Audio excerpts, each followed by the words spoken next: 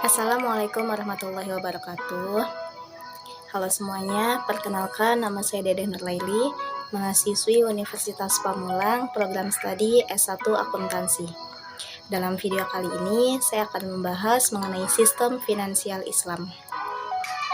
Untuk pembahasan pertama yaitu etika pokok dalam ekonomi Islam untuk mewujudkan falah. Ekonomi Islam bertujuan untuk mewujudkan tingkat pertumbuhan ekonomi jangka panjang dan memaksimalkan kesejahteraan manusia atau falah. Falah berarti terpenuhinya kebutuhan individu masyarakat dengan tidak mengabaikan keseimbangan kepentingan sosial, ekologi, dan tetap memperhatikan nilai-nilai keluarga dan norma-norma dalam masyarakat. Untuk mewujudkan falah tersebut diperlukan etika pokok. Di antaranya yang pertama kesatuan atau tauhid. Dalam hal ini adalah kesatuan sebagaimana terrefleksi dalam konsep tauhid yang memadukan keseluruhan aspek-aspek kehidupan muslim baik dalam bidang ekonomi, politik, sosial, dan menjadi keseluruhan yang homogen, serta mementingkan konsep konsistensi dan keteraturan yang menyeluruh. Etika pokok yang kedua adalah keseimbangan atau equilibrium. Islam sangat menganjurkan untuk berbuat adil dalam berbisnis dan melarang berbuat curang ataupun berlaku zalim. Ketiga yaitu kehendak bebas atau free will. Kebebasan merupakan bagian penting dalam nilai etika bisnis Islam, tetapi kebebasan itu tidak merugikan kepentingan kolektif. Yang keempat atau terakhir yaitu tanggung jawab atau responsibility. Kebebasan tanpa batas adalah suatu hal yang mustahil dilakukan oleh manusia karena tidak menuntut adanya pertanggungjawaban dan akuntabilitas. Selanjutnya yaitu prinsip dasar dalam sistem finansial ekonomi syariah. Dalam sistem ekonomi Islam, prinsip bunga dihapuskan dan digantikan dengan prinsip bagi hasil. Dalam prinsip bagi hasil ini akan bebas dari bunga, baik investasi langsung maupun tidak langsung. Jika sistem bagi hasil berjalan dengan efisien, maka investasi pun akan menuju pada proyek-proyek profitable. Selanjutnya sistem keuangan Islam. Keuangan Islam bersumber dari Al-Quran, Sunnah, dan penafsiran para ulama terhadap sumber wahyu tersebut. Meskipun sistem keuangan Islam menjadi implementasi pembaruan dan perkembangan hukum Islam, tetapi tetap menimbulkan kesalahpahaman, baik Muslim maupun non-Muslim. Contohnya, dalam suatu proyek, si A sebagai pemberi modal 1 juta, si B sebagai pengelola, kemudian menghasilkan keuntungan sebesar 2 juta. Maka menurut sistem keuangan Islam, imbalan akan dibagi rata sesuai dari keuntungan real usaha tersebut, yaitu masing-masing mendapatkan 1,5 juta. Tidak boleh salah satu pihak yang mendapat keuntungan lebih besar. Selanjutnya tujuan dan fungsi keuangan Islam. Tujuan dari sistem keuangan Islam yang pertama adalah penghapusan bunga dari semua transaksi keuangan dan pembaharuan semua aktivitas keuangan dan perbankan agar sesuai dengan prinsip Islam. Kedua, pencapaian distribusi pendapatan dan kekayaan yang wajar. Dan yang ketiga, promosi pembangunan ekonomi. Dengan tujuan yang ingin dicapai, maka dapat terbentuk sistem keuangan Islam yang efisien, yang diharapkan dapat menampilkan beberapa fungsi. Fungsi tersebut yang pertama harus memfasilitasi perantaraan keuangan yang efisien untuk mengurangi biaya informasi dan alokasi. Yang kedua harus didasarkan pada sistem pembayaran tetap atau stabil. Yang ketiga harus menciptakan pasar modal dan uang yang cair, efisien, dan liquid. Dan yang terakhir harus memiliki pasar yang berkembang dengan baik untuk memperdagangkan risiko. Ketangguhan sistem ekonomi Islam. Sejak krisis moneter beberapa abad yang lalu, sistem ekonomi Islam mulai dipandang oleh beberapa kalangan. Ketangguhannya dalam menghadapi krisis moneter tersebut membuktikan bahwa sistem ekonomi Islam bukan hanya teori, tetapi juga aplikatif, bahkan dalam kondisi yang kurang menguntungkan. Lalu apa yang membuat sistem ekonomi Islam menjadi tangguh? Yang pertama, karena ekonomi Islam tidak mengenal dualisme ekonomi. Dualisme ekonomi tersebut adalah sektor real dan sektor non-real. Sektor real adalah jenis investasi yang asetnya nyata, artinya dapat dilihat dan dapat dipegang secara langsung, seperti properti, emas, ataupun logam mulia. Sedangkan sektor non-real adalah jenis investasi yang asetnya tidak terlihat secara fisik, seperti saham, obligasi, deposito, ataupun asuransi. Alasan kedua adalah sistem ekonomi Islam dapat menciptakan stabilitas keuangan dunia. Dengan diterapkannya sistem keuangan Islam seperti penggunaan mata uang Islam dinar dan dirham, pelarangan riba, serta penerapan sektor real, maka stabilitas keuangan dunia akan dapat tercipta.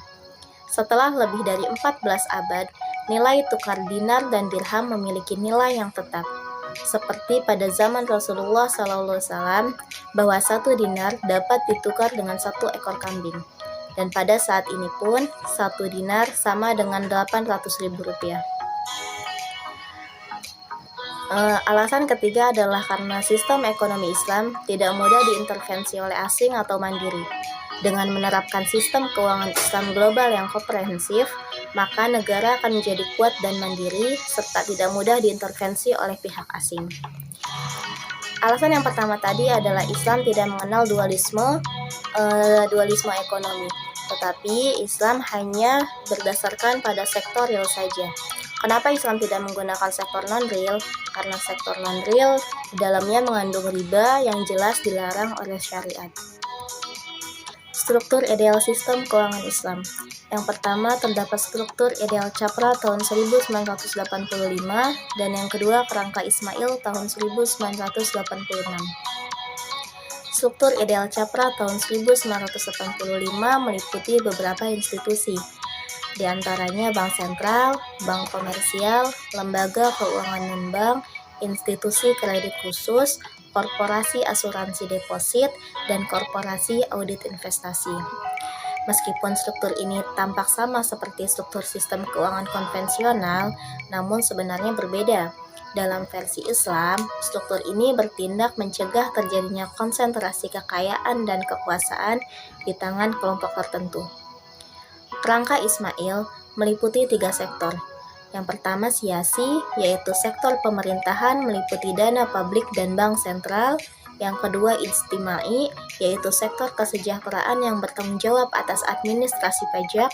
Dan yang ketiga tijari, yaitu sektor komersial meliputi semua aktivitas komersial sektor swasta. Hutang, bunga, dan krisis finansial dalam pandangan Islam.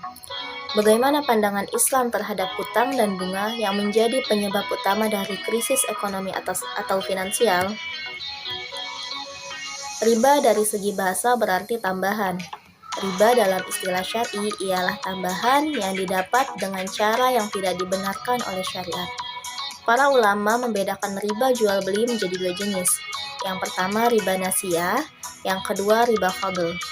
Riba nasiyah ini terjadi pada kondisi jual beli atau pertukaran barang ribawi dengan menggunakan tempo atau jangka waktu. Contohnya, 2 orang yang saling sepakat untuk menukar emasnya. Pihak A sudah memberikan emasnya kepada pihak B, namun pihak B akan memberikan emasnya 1 bulan lagi kepada pihak A. Kondisi ini dapat berubah menjadi riba nasiyah, karena harga emas dapat berubah sewaktu-waktu. Yang kedua riba fadl. Riba fadl ini terjadi pada kondisi jual beli atau pertukaran barang ribawi dengan takaran yang berbeda. Contohnya 1 liter beras yang kualitasnya bagus ditukar dengan 2 liter beras yang kualitasnya buruk. Hukum riba adalah haram. Alasan yang menjadikan transaksi riba dilarang dalam Islam yang pertama adalah dapat merampas kekayaan orang lain. Riba ini dapat merugikan salah satu pihak dan dapat mencekik si peminjamnya sewaktu-waktu karena penambahan bunga di setiap pembayarannya. Yang kedua, merusak moralitas. Banyak kehancuran dan kebobrokan yang terjadi disebabkan karena uang, mulai dari perebutan kekuasaan sampai dengan kasus suap menyuap. Orang yang sudah gila harta dan melakukan riba akan dengan sangat tega merampas apa saja milik orang lain, baik dia kaya maupun miskin. Yang ketiga, melahirkan kebencian dan permusuhan.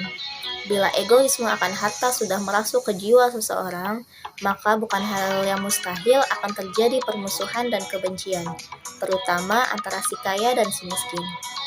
Alasan keempat mengapa riba diharamkan adalah yang kaya akan semakin kaya dan yang miskin akan semakin miskin.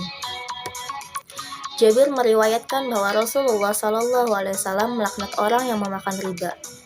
Dalam hal ini adalah rentenir, orang yang membayarnya atau si peminjam, orang yang mencatatnya atau sekretaris, dan 2 orang saksinya. Kemudian beliau bersabda bahwa mereka itu sama-sama dilaknat dan sama-sama dalam dosa. Hadis riwayat Muslim. Al-Hakim meriwayatkan dari Ibnu Mas'ud bahwa Nabi SAW bersabda, riba itu mempunyai 73 pintu, dan yang paling rendah dosanya sama dengan seseorang yang berzina dengan ibunya. Bahkan Allah Subhanahu wa Ta'ala telah memberikan ancaman. Maka jika kamu tidak mengerjakan atau meninggalkan sisa riba, maka ketahuilah bahwa Allah dan Rasul-Nya akan memerangimu. Surah Al-Baqarah ayat 279. Ibnu Katsir dalam tafsirnya menjelaskan bahwa maksud dari ayat tadi adalah barang siapa yang tetap melakukan riba dan tidak melepaskan diri darinya, maka wajib atas imam kaum muslimin untuk memintanya bertaubat. Jika ia mau melepaskannya, maka selamatlah ia, tetapi jika ia menolak, maka ia harus dipenggal lehernya. Yang terakhir adalah 7 prinsip mengelola finansial secara islami. Bagaimana prinsip-prinsip mengelola finansial secara islami? Yang pertama yaitu pendapatan. Pendapatan yang didapatkan harus bersumber dari yang halal agar membawa berkah Allah Subhanahu wa Ta'ala dan terhindar dari murkanya. Yang kedua, pengeluaran. Jangan sampai suatu pengeluaran lebih besar daripada pemasukannya. Yang ketiga, perencanaan jangka panjang untuk mempersiapkan segala sesuatu atau kebutuhan mendatang sedini mungkin. Keempat, asuransi untuk meminimalkan risiko terhadap kejadian buruk yang tak terduga. Yang kelima, pengelolaan utang. Keenam, investasi. Dan terakhir, zakat. Zakat ini bertujuan untuk menyucikan harta, dan Allah pun sudah mewajibkan hambanya untuk mengeluarkan zakat setiap tahunnya. Demikian pembahasan materi mengenai sistem finansial Islam. Semoga apa yang saya sampaikan dapat bermanfaat untuk kita semua. Terima kasih. Wassalamualaikum warahmatullahi wabarakatuh.